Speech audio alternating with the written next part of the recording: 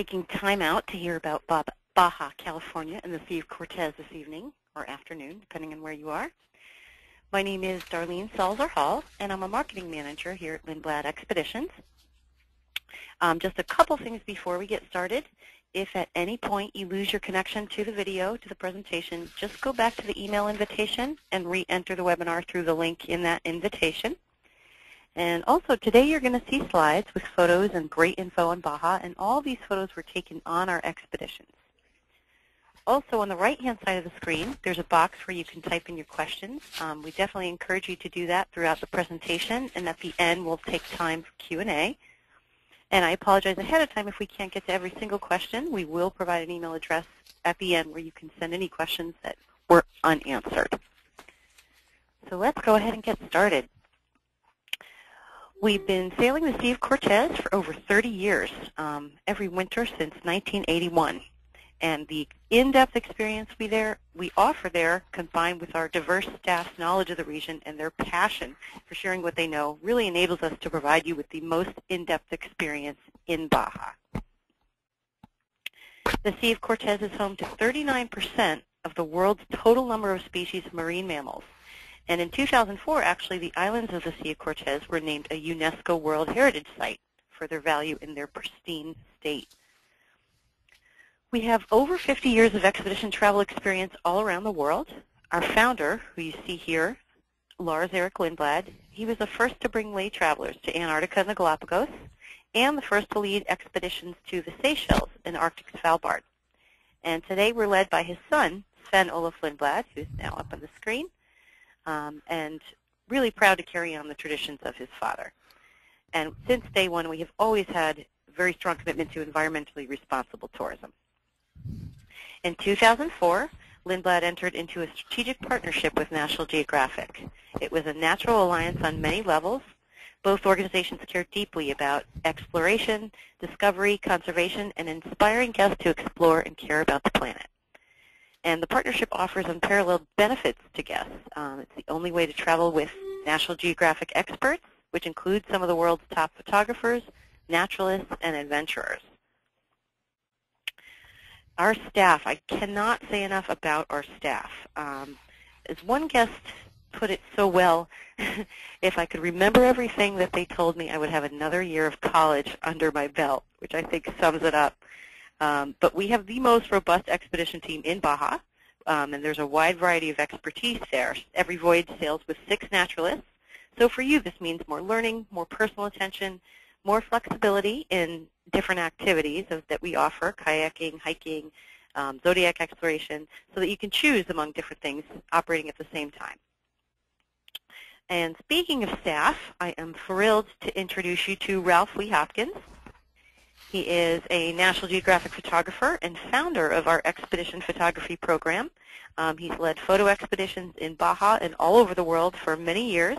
He's an amazing teacher with infectious enthusiasm. Are you there, Ralph? Yes, I am. Thanks, Darlene, and good evening, good afternoon, everyone. My name is Ralph Lee Hopkins, and I come to you today from Southern California, where I'm preparing to leave for the Galapagos on Friday. So packing for another trip, but we're here to talk about Baja, California, which is one of my, well, there's a lot of great destinations in the world, but Baja is one of my favorites because it's not that far. It's just a short hop, skip, and a jump from Los Angeles down to the peninsula. And so we're talking about this huge peninsula along the mainland Mexico with the Sea of Cortez in between. And just want to start off generally, since I don't know how many of you have traveled with us before, and we all hope you do travel with us to Baja or other destinations, but it's really about when you're operating ships and you're taking people out in the wilderness and on the water. It's about having a great crew. It's about having a crew that works for the good of the operation, for the expedition, and that goes right down to the chef. I mean, you'll see the head chef out on deck when there's whales and dolphins, and we'll delay dinner. So making the best expedition, the safest expedition, and you know, we start early in the day sometimes. We know it's your vacation, but sunrises in Baja are amazing. You know, out on deck, or sometimes we'll even make landings early in the day and get out on shore and walk around and see what there is to see. But photography, I mean, travel and photography go together. It doesn't matter what kind of camera you have. The cell phones, the smartphones are even a great way to record your experiences. But photography has become a big part of what we do with Lindblad National Geographic because of our partnership. The photo program does predate the alliance, and we've been shooting photos for years. I've been more than 20 years on board, and we go to these great places, and it's just infectious for people to take the time and become really careful observers with their cameras. So we help you. We help you on the trip. We have talks and hands-on sessions, and we have on every trip now, we have what we call our certified photo instructor, and these are folks that are naturalists by training, and many of our professional photographers. Others just have a strong interest, but they have been trained, and they think about how to work with you and your different cameras, whether it's a point and shoot or right down to your cell phone, better ways to record your experiences. So that becomes a part of the trip and an important part of traveling. Our ships are great platforms for what we do, and the Seabird and the Sea Lion, which are sister ships. The Seabird spends all season, December through April, in the Sea of Cortez and around the Baja Peninsula, and then the Sea Lion comes in for a couple of trips after its Costa Rica season when it's on its way up to Alaska. But most of the year it's the Seabird, and these are 62 passenger vessels outfitted with 5 Zodiacs and about a dozen kayaks. So we can get you out on the water in the Zodiacs. You see one here with a gray whale. They're watching a gray whale calf right in front of the ship here. That would be in Magdalena Bay.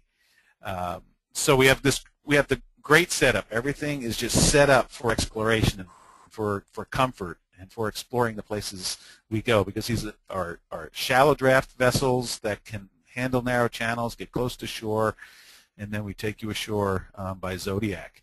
So the fact that we have these small ships means that you get to know everyone on board. You get to know all the staff, the crew. You get to interact with the bridge. We have open bridge policy, especially during daylight hours. You can come up and talk with the officers, see the best view in the house, and take advantage of basically your home, being on board this ship, which is like being on a luxury yacht, but with a lot of people to help you and a lot of people to help educate you. We find that people want to learn on their expeditions. It's not just about seeing a place and ticking it off, but about really interacting with people, with animals, and really getting out there. And of course we do that with our kayaks or Zodiacs, and we get out on shore. We can't say enough about the Zodiacs. Here's another shot with California gray whale, spy hopping we call it. You can see the whale's eye, and we're out there observing and photographing in our Zodiacs, and we can get them down very quickly. They can get us into great situations. This photo here, it's a pretty windy day on the other side of the rocks, but we're here at Los Islotes. We're in the protected water, so we're able to get out and explore and see things from water level. So you see the Sally Lightfoot crabs and the gulls and the interactions with the animals better when you're out on the small boats, and we pull them right up on shore. Most of the landings are wet. Even if you're really clever, you still can't get ashore dry because the water's shallow. You can't get the boat all the way up. We really don't see any constructed docks, so having strap-on sandals in Baja are a must. You don't need the rubber boots like we use in the Arctic or up in Alaska, but having sandals, especially that strap on so you can get ashore, is very helpful. And once we are on shore, we usually break up into groups. We have walks of different lengths. Up in the arroyos, we have our more strenuous walks and our moderate walks and our shorter photo walks or botany walks, but others might choose to go kayaking. And it doesn't matter if you've kayaked before. That's the beautiful part of this whole operation. We're here to teach you how to do it safely, how to do it correctly. We only put you out when there's good conditions and in a nice calm bay. We don't always will launch from a beach. Sometimes we'll launch from the ship in special situations, but we'll get you out on the water. And it is a great way to explore on your own. The folks that are introduced to kayaking, and these are the true sea kayaks, just love it. And they just come back telling us stories about what they discovered on their paddle. And so it's a great way to be a little bit more independent, get out away from the other motorized craft. But we always are watching you. We have a safety zodiac out there. We give you parameters on where to paddle, so we make it very safe for you. We have other tools for exploration on board that also sets us apart in the industry, because we have an undersea specialist that operates splash cams, and our scientists, our naturalists. If we do maybe we're watching whales and we do a plankton tow to see what the whales are eating. We'll take a look at what we find in the video microscope in the lounge. We also have a bow cam. When dolphins come investigate the ship, we'll turn on the bow cam, and you can actually go in the lounge and see the dolphins in real time swimming ahead of the ship. Of course, you'll also see them out on deck as they follow the ship, but being able to see them underwater just gives you a whole other perspective.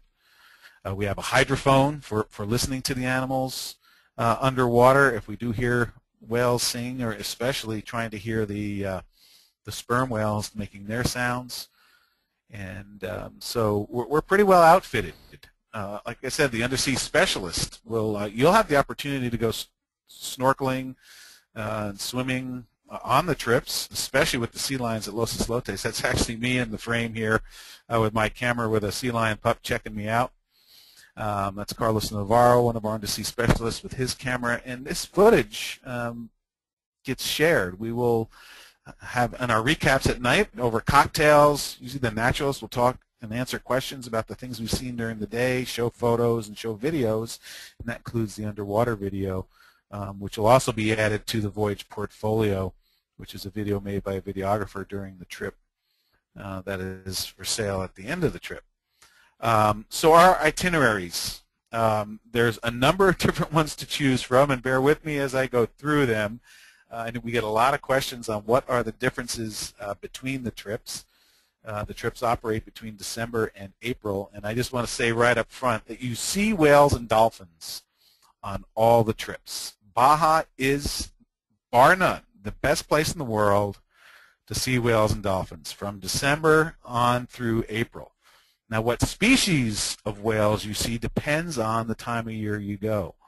And a lot of our trips, the main itinerary is among the great whales, and those trips are timed for when the gray whales are there. And the gray whales are the ones that swim down from Alaska and mate and give birth to the young in the lagoons along the Pacific coast.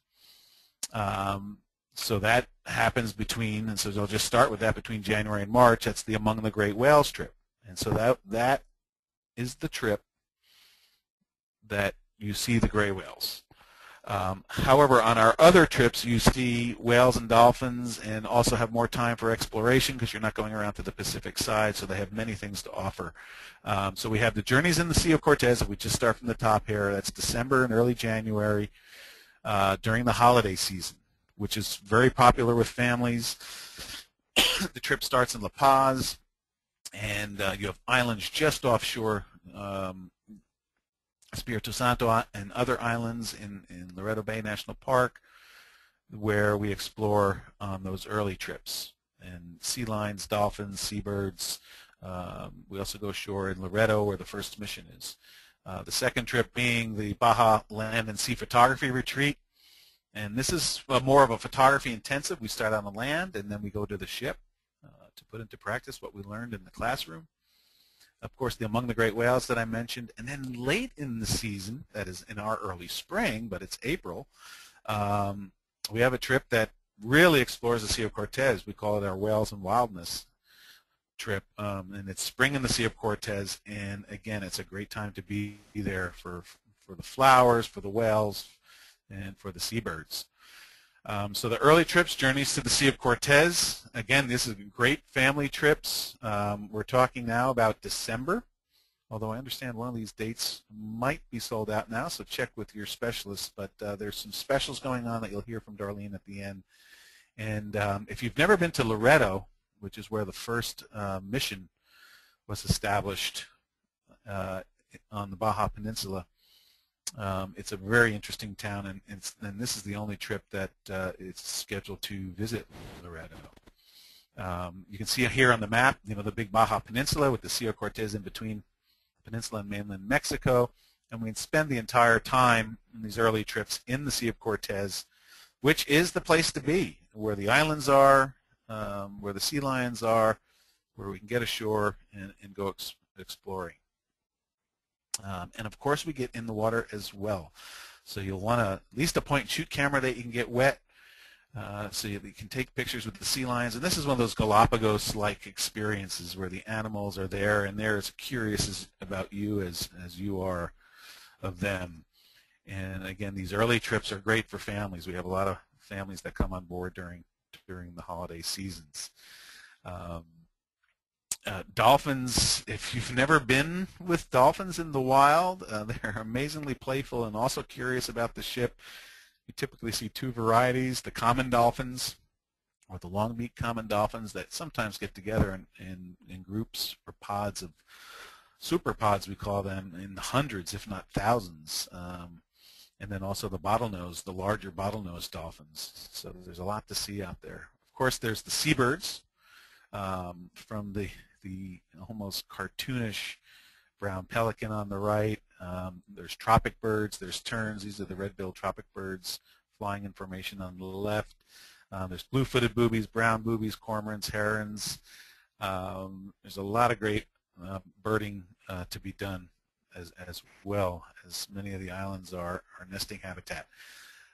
The desert, we're talking about exploring the excuse me, in Baja California, the southern extension of the Sonoran Desert, the same desert that you visit when you go to Tucson or Phoenix in Arizona.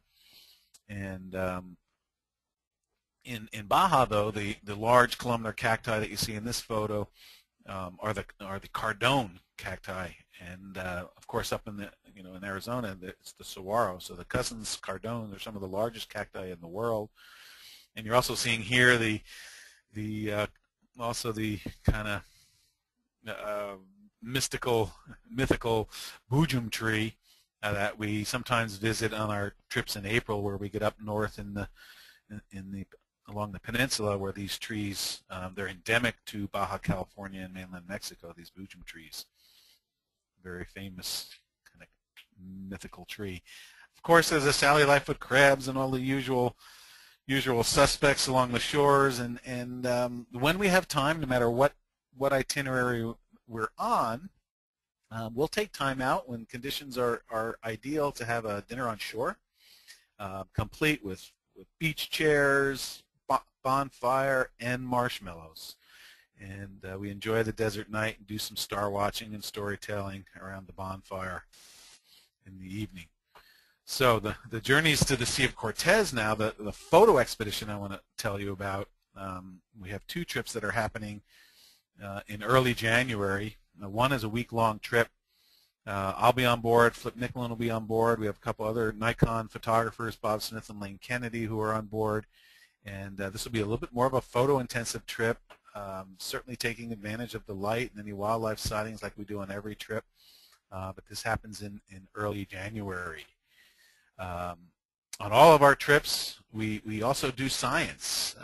We're out there observing, we're recording what we're observing, and we're also working with Dr. Gilley from Stanford University, where we're measuring oxygen levels and some of his studies of the Gulf. So that's happening as well on our trips. So there's lots of chances for learning opportunity. The second of these early January photo trips is the one I mentioned previously about going on land and then going on the ship. We call it our land sea. I'll also be there teaching with Flip, and we'll also have a representative from B&H Photo in New York who will bring some equipment. So we'll have equipment demonstrations. You can try new equipment. And so we'll start on land at the exclusive Rancho Las Cruces resort. This is a private resort where Bing Crosby, Desi Arnaz, and had homes actually, and reportedly in the 50s and the early 60s, this was a hideaway for some of the Hollywood elite. They could fly down to the dirt strip there in their private plane, but they've offered to let us stay there, and we did it. We tried it this year in January, and it was wonderful. spend 3 nights at the hotel right on the shoreline there, private, exclusive, lovely dinners, and we'll have classes, and then we'll go out on the shore and, or excuse me, out on the ship and put to work what we've learned on shore. So this includes sun up to sundown, and this is an image I took this year when we had this amazing sunrise, and of course all the photographers are out there enjoying it. The grounds are beautiful. Another image I took pre-dawn, kind of dawn light with the swimming pool and the lodge area.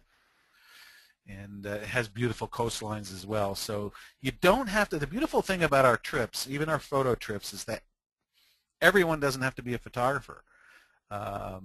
It's just like, you know, we send people out hiking. Some people go out hiking, they're interested in seeing the birds. Some are interested in seeing the plants and the flowers. So you could take advantage of the photo classes and the photo sessions, or you can go off and hike with a naturalist. And so it's great for spouses, husbands, and wives that aren't both photographers, and they come back and share stories at the end of the day. Yeah, so this is on the land and sea. There's Gabe from B&H talking about equipment, so you can see how much it's like bringing the superstore to us. So it's fun to see the new equipment. Also can be, you know, we kind of drool on some of the things, but it's great to have someone that knows the ins and outs of all the photo equipment. And we do some setups. During this workshop, we had the ranch put on for us with a local dance troupe from La Paz. They did a performance for us, and it was, you know, an authentic performance that we were there and allowed to photograph out on, you know, in this beautiful setting along the Sea of Cortez. So we have lots of great opportunities to learn. There's a lot of one-on-one instruction. You know, usually when we have a classroom session and we talk about, you know, the buttons and dials on the camera, we follow it with sitting down with the cameras and doing hands-on and helping people one-on-one if they need it. We also teach people how to, especially with, you know, the DSLR cameras, the cameras that you can control all the functions. We do longer exposures and do painting of cacti, and you can see in this shot from Santa Catalina Island, we lingered on shore until sundown and went back for a slightly later dinner. But the ship is using the ship's spotlight to illuminate the arch on the rocks. So this was, you know, there's a lot that went into making this photograph, a long exposure, painting the cacti with a flashlight with like a 30-second exposure while the ship is shining the beam on the rocks. And then you can go as far as, you know, setting up your camera on a tripod and doing star trails. And we tried that all during this one workshop. And again, we're staying in the area around La Paz, which has everything. There's whales, there's dolphins, there's really interesting islands from Espiritu Santo to San Jose to Isla Santa Catalina, all right in that area. And we spent 3-4 days there after our session at the ranch. Again, all these photos that I'm showing you are from last year's land and sea retreat. Here you have the common dolphins that were swimming along the ship. We got out in the kayaks here, Espiritu Santo and Bonanza Bay, and we lingered on shore until sunset. So it's a fun trip. It's an educational trip. We're always utilizing our zodiacs, whether it's a pre-dawn or a sunrise trip or staying out in the late afternoon. And we're not only learning, but we have fun. Here's David Brommer, one of the B&H guys, with our wellness specialist, and you know, they're practicing their yoga pose here. And of course, we have photographers, so we're there recording what's going on. Now, for the bulk of our Baja season, we do what we call our Among the Great Whales trip, these week-long trips. So we've already had the December holiday trips. We've talked about the photo trips in early January, and now we're talking Among the Great Whales.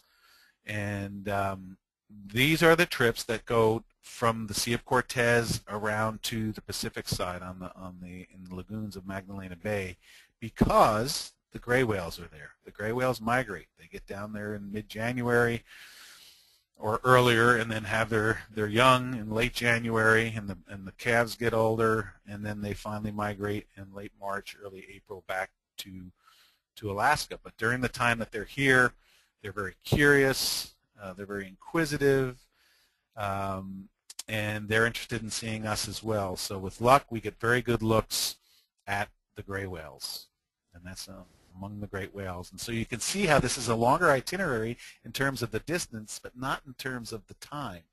So that's why, when we're talking about the different itineraries, you're going to see the trip later in April that goes all the way up into the Midriff Islands up the Sea of Cortez. So this is a whale-intensive trip. You got the gray whales in the lagoons on the Pacific side. Typically, humpbacks hang out around Gorda Banks, right along the Cape region of Los Cabos. And then you can encounter humpbacks, fin whales, blue whales, sperm whales in any of the other areas. And we spend time cruising. We do spend time looking, when conditions are good, for the whales out on the water. But it's the gray whales that we see from our Zodiacs, because they're in the shallow lagoons, and we go out with local guides in our boats, but we use our Zodiacs, and we observe these amazing, amazing animals. The mothers, they're 30, 40, 50 feet, up from 30 to 50 tons. And so here they have their calves, and they're pushing the calves up literally to show us that, their beautiful newborn baby. So that's the Among the Gray Whales trip, or the Great Whales trip, where you see the gray whales. But then some of my favorite trips are the late season trips, where we linger in Baja until April. Yes, the gray whales have gone and they're heading north, but things are getting warmer. The wildflowers might be blooming if there's been any rain. And we spend April doing a trip that goes further up into the Gulf, in the Sea of Cortez, visiting, the town of Santa Rosalia being one. And so most of the time is out exploring, and we get up into the Midriff Islands, up to Isla San Esteban and even Isla de la Guarda, and perhaps even Isla Rasa, which is the bird island where the elegant terns and Heermann skulls nest, and they're there in April. So this is, for me, is a very exciting trip because we have more time on the water, better chances of seeing sperm whales, because we get up further in the Gulf into some of the deeper water areas. But you can find sperm whales almost any time, just depends on the whales. But we're really there to maximize seeing the whales, seeing the wildlife, finding the wildlife, and getting on shore and hiking in the desert on all these trips. So here's a blue whale.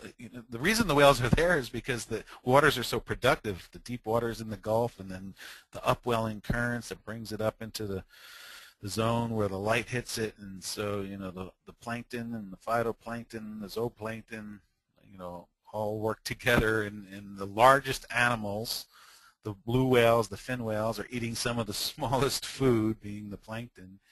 And there are times when we get to see that. The breaching whales, the humpbacks are the breaching whales. If you've been to Hawaii, you know about the humpback whales. If you've been to Alaska with us, they're the same whales that go from Hawaii to Alaska. These are the same species of whales, but these tend to go south down into Central America, not necessarily over to Hawaii. So you've got the humpback whales breaching, hopefully, if we have luck, right off the ship. Pods of dolphins, again, in any of our trips, all through the seasons, we get pods of dolphins, and we always break for the wildlife. Pilot whales, see, we're going through the species. Remember, Darlene said 39% of the species that exist on the planet at some time during the year go into the Sea of Cortez. And it's not uncommon for us to see 7, 8, 9 different cetaceans. And we had this one trip. Here's a shot that Sven took last year. We did a trip in April. That's me driving the Zodiac, and we're among the common dolphins. The dolphins were feeding, the birds were feeding, and there were even sperm whales around. And so these are the type of magical things that happen in the Sea of Cortez on these trips. And these things happen because we give them time to happen. The trips are designed so that we can explore, and when we find things, so that we can take the time to observe, and also so that we can move from island to island. And so it's really a great way to travel. You unpack on board the ship, and then you wake up, for a week, you wake up every morning in a different spot for a different adventure. So I hope you'll consider these trips, and I hope to see you out there. I'll be in Baja not only in January, but also I'll be back in March and April. So with that, I want to turn it back to Darlene. She'll run through some more things, and then we'll answer some questions. Thank you very much for your attention. Thank you, Ralph. That was great. So we'll talk about families for a minute. Baja is a great place for families. Our naturalists are really great role models. They really go out of their way to inspire curiosity, learning, and fun in everything. And we're really honored to have been awarded World's Best for Families by Travel and Leisure for 4 years in a row. So pretty exciting. What the naturalists will do on board is they'll look at the different ages of the kids and determine interests based on that and sort of tailor interests based on that. So there might be scavenger hunts or arts and crafts or some expedition landing craft driving lessons, maybe some hands-on nature lessons. It will vary. And the other thing, too, is just being able to share these incredible wildlife sightings and pristine nature with family. They're really wonderful memories are made in Baja. And kids also, they tend to bond on board. Sometimes they form their own tables, stay together, hang out together, and keep in touch after the trip. We also have a wellness specialist on board. She does a daily stretch class from the sun deck with an unbeatable view. You might be up there in a yoga pose and see a humpback whale or a dolphin swim by, which is pretty incredible. And other spa offerings are, there are different spa treatments that are available and massages that you can choose. And in terms of activities, and we do hikes, you can choose the pace that suits you best. If you want to have an active, more aerobic hike, that's an option. There are also moderate and slow-paced hikes. So there are a few wellness options throughout your journey. The food on board is delicious, and it's accented with a regional flair.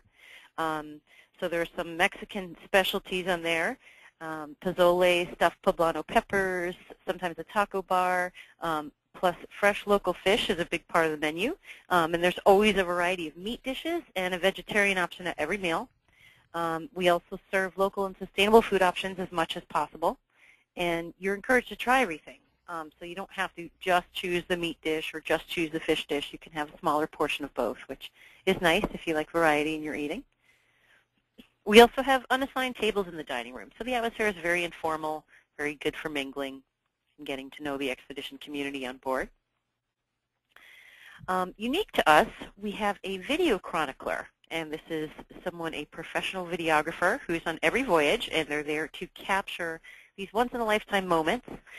They put together a video that's professionally shot in HD, and they edit it, and it's available for purchase at the time of disembarkation.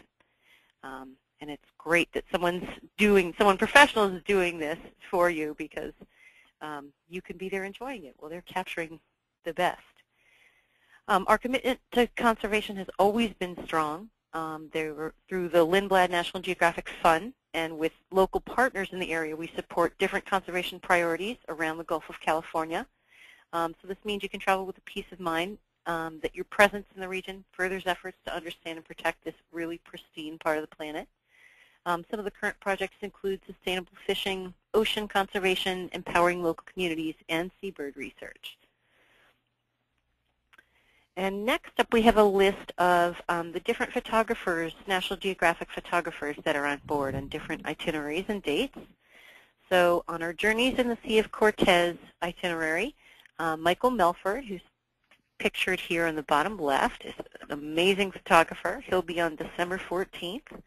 And the same itinerary on January 4th, we have Flip Nicklin, who's one of National Geographic's premier marine mammal photographers, also incredible photographer. And we also have two Nikon certified photographers, Bob Smith and Lane Kennedy, on that same voyage, that January 4th photo expedition. And then the next itinerary, the land and sea photo retreat that Ralph talked about a lot, on January 11th, we have Ralph, of course, and Flip Nicklin both on board, in addition to a B&H editing specialist. And then finally, we've got, on Among the Great Whales, Flip Nicklin will be on a couple of voyages, the January 25th and February 1st departures. So here's a look at our different cabins. Overall, the cabins are clean, comfortable. They've got space and areas to keep all of your luggage and gear. This is a Category 1 cabin, and it has 2 single beds, a writing desk, and a large window. These are located on the same deck as the dining room and the lounge, so it's very convenient for meals and getting to the lounge, which happens throughout the day. They've got that nice big window, so you see the changing landscape around you. This is a Category 2 cabin. It has 2 single beds and a window, and the cabin door opens to the outside. And we have sole occupancy cabins in Categories 1 and 2, and we can also arrange a share with a roommate if that's something you're interested in at the double occupancy rate for Categories 1 and 2 as well. And then our Category 3 cabin has 2 single beds as well, and these can be pushed together to convert to a double. And there's also a pull-out single bed for a third person where you see the windows and the desk on the bottom with the 2 chairs that can convert into a bed. And on these, the cabin door also opens through the outside. Our voyages are a tremendous value. You can embark on our ships without a dollar in your pocket. Everything will be taken care of. Taking a look at everything that our prices include, it's accommodations, ground transfers to and from the group flights, all meals, non-alcoholic beverages, plus 24-hour coffee, tea, and soda on demand. Also hors d'oeuvres and snacks during nightly recap in the lounge. All activities, shore excursions, and all kayak and expedition landing craft excursions. The morning stretch classes with the wellness specialist.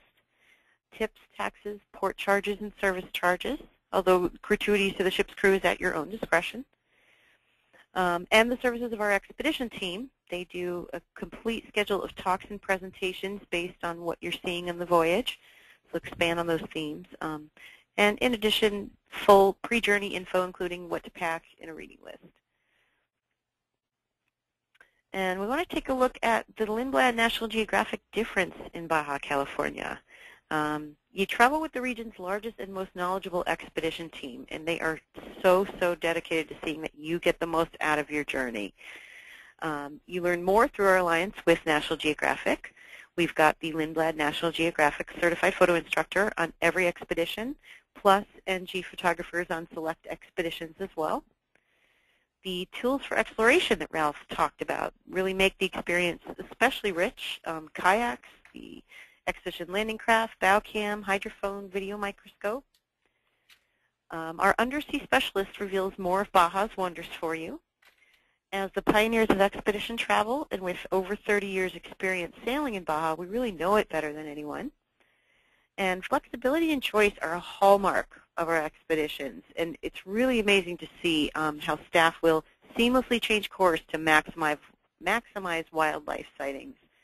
For example, you might be at dinner and a pair of dolphins or a blue whale might be outside, and the staff and crew will all work together to make sure that you don't miss this and you get back to your dinner as soon as you can.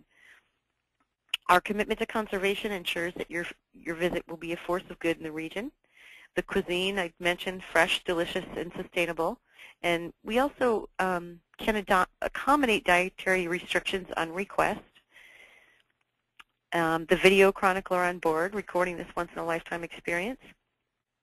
And on the Among the Great Whales itinerary, we offer more chances to see whales, as we're the only company who travels to both the Sea of Cortez and the lagoons of the Pacific in the same trip and spend a lot of time there. And we have some special offers currently. These are offers that apply to new bookings only. And first is free airfare on our Journeys in the Sea of Cortez expedition. If you book by July 31, we're offering free round-trip air from Los Angeles to Los Cabos on the December 14th departure. And then also on the Land and Sea Photo Retreat, free round-trip air from LA to Los Cabos, and that's a January 11th departure. And we have 2 family offers. The first is for Journeys in the Sea of Cortez for the other date. We've got children save 50% off when they're traveling with a full fare-paying adult on the December 21st departure. We did have this on the December 28th departure as well, but that has sold out. So go ahead and don't miss out on that one. And then all of our other Baja itineraries and departures, we offer $500 off the double occupancy rate for every guest under the age of 18.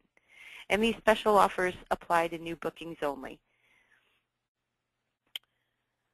So we encourage you to learn more on our website, expeditions.com. That's where you'll find detailed itineraries, daily expedition reports, which are live reports from the field from staff each day, videos on our destinations, staff bios, and you can also join the conversation further on Facebook, Twitter, YouTube, and our blog. The blog, you can find us at expeditions.com/blog. All of our webinars can be viewed online, and this one will be online next week. It's at expeditions.com/webinars. And now we'll go ahead and take your questions. We've seen a few coming in, so thank you so much for those. Ralph, I'll go ahead and start off. All Someone right. is asking, do you need a special camera on the photo trips? No, I mean, that's, again, the beautiful thing about traveling with us or just about photography is it's not really about the camera, because any camera can make good pictures. It's just some cameras have more abilities or capabilities than others, so you need to know the limitations. So it's not like to come on one of our photo trips that you need an SLR with interchangeable lenses. Many people are interested just in learning about their point and shoot, which we love to call aim and create camera. So it's really not about the camera. It's about coming with an interest to learn and learn how to be a better observer and a better storyteller to tell the story about your adventure. Okay, great. Someone had asked earlier on, and there was a slide that had this, but I just wanted to go over to make sure we addressed it, which is how many kayaks are there? And the answer is 8 single and 12 double kayaks. Just so you have that. Total of 20. Oh, I did not know that. Someone else asked, what if I'm a woman traveling alone? Do other people travel alone? Will I have a good time? Yeah, I can take that one. You know, it's funny that people who do travel alone sometimes have a more outgoing experience because they make new friends, whereas when you're traveling in your comfort level with someone you know, you tend to be a little more insular. So we do get lots of single travelers that are traveling alone, whether they're sharing a cabin or not, and they basically make lots of friends on the trip. So yeah, that's encouraged. Don't hold back because you're traveling alone. I couldn't agree with that more. I've been lucky enough to travel solo, and it is on our trips, and they are wonderful, I thought, for solo travelers. Just great. Ralph, someone is asking, what lens should I get for my camera for the January land and sea photo trip? The question about what lens to get. Well, I would really, go ahead and email me at ralphleehopkins@gmail.com or because I need to know what other lenses you have. You know, a good all-around lens, depending, it doesn't matter if you're Canon or Nikon, but if you have, like, there's the 28 to 300, there's the 70 to 300, you definitely want a little bit longer zoom so that you can photograph the wildlife, but you want to be able to zoom out and shoot wide angle as well. So most of us will go with two. You know, if we have an SLR, we'll have two lenses. We'll have a wide angle. So like my workhorse lenses are my 24 to 105 and then my 70 to 300, and that kind of covers me for this type of expedition. But that's not necessary, so we should talk about it more. It's a great question. Okay, great. Someone asked how many times you snorkel on the Whales and Wildness April trip. And it's a tricky one because I was lucky enough to just be on it recently. And the whole key of that, I think, that Ralph was talking about before, is that it's a flexible itinerary. It's all there to maximize wildlife sightings. So I think at a minimum would be 2, but in this past April there were probably 4 chances that we were able to go. Ralph, would you agree with that, or? Yeah, I would agree with that. You certainly will get, of course it depends on wind and weather, but, all things being normal in Baja with great weather, you definitely snorkel once. The prime time to snorkel is at Los Islotes, where the California sea lions are. There's also fish in that spot, but, the marquee animal there is swimming with the sea lions.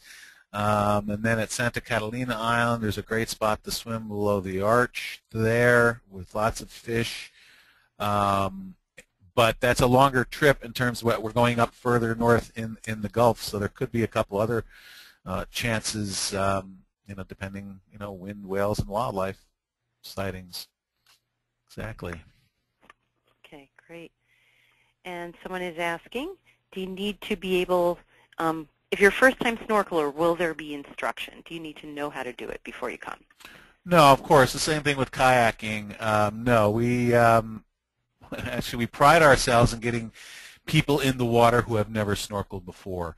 So yeah, it's nice to be comfortable in the water, and you don't even need to be a strong swimmer. You just need to be comfortable in the water, because we can set you up with a float so that you don't even have to be able to swim. You just need to be able to kick.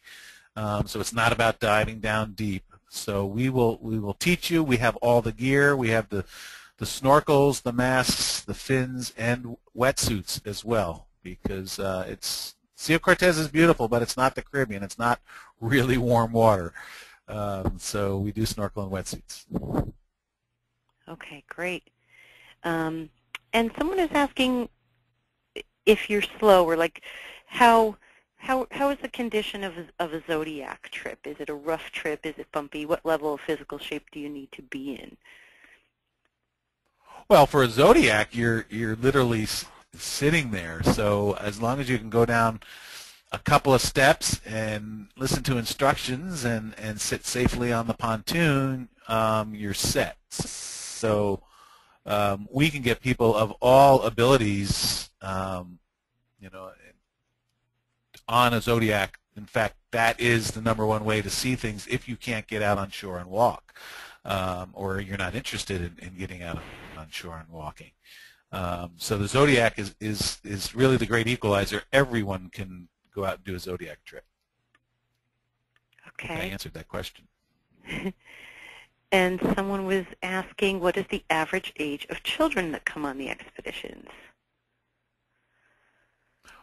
Well, I would say it spans the gamut, but the best ages are, I guess we typically, I'm going to say 10, 11 on up to about 15 is kind of the ideal ages for curiosity. So I believe many of our guests, when they're bringing their children or grandchildren, usually choose those ages, that time period in the child's life, to first bring them.